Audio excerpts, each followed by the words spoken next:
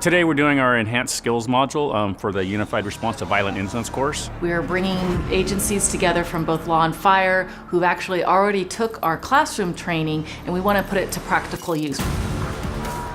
The scenarios we put together for this particular exercise are different and different challenges. One of them, a solo active shooter goes into an office building and shoots and kills and injures multiple victims, and when the first officers and firefighters arrive, they have chaos on them. They hear shots, they see people running, and they have people down. On our second evolution here, it was simulating a nightclub. So we had flashing lights, we had smoke, we had loud noise, music playing.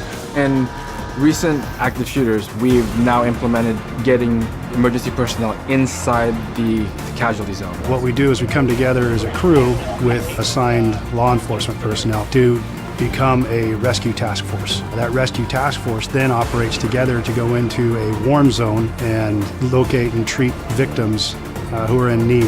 One of the hardest things for us to duplicate is the stress that the responding officers and firefighters are going to encounter. Having the loud music, having the fire alarms, having screaming victims and blood and gore that they're going to see helps prepare them for what they're going to see when they reach a scene like this. It's great having that moulage, having those people screaming, having the alarms going off. It's good to test people not just in a sterile environment, but in an actual environment where it is more realistic. The fire service and law enforcement, although we have common missions and common objectives, our tactics and the procedures that we use to get to those end objectives are quite different.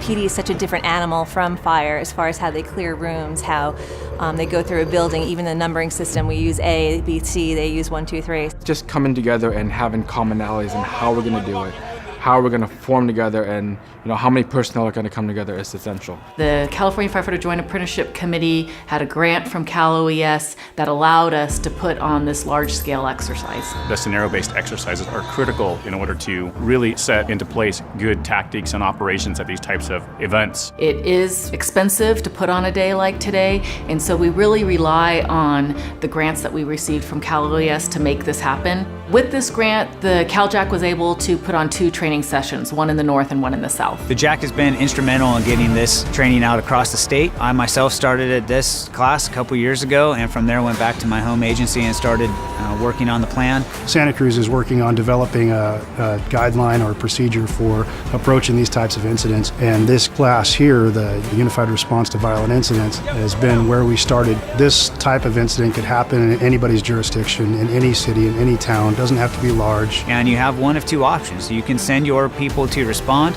without a plan and hope for the best, or you can take the action right now and start preparing them. The public expects responders, whether you're police, fire, EMS, or whatever you are, to engage and help, because we are all part of a team to help people. We're definitely going to take this training back and train with our own personnel to make sure that we have all the nuances down to where that when the situation does come about, we take a quick second, split second, and then we go and save lives.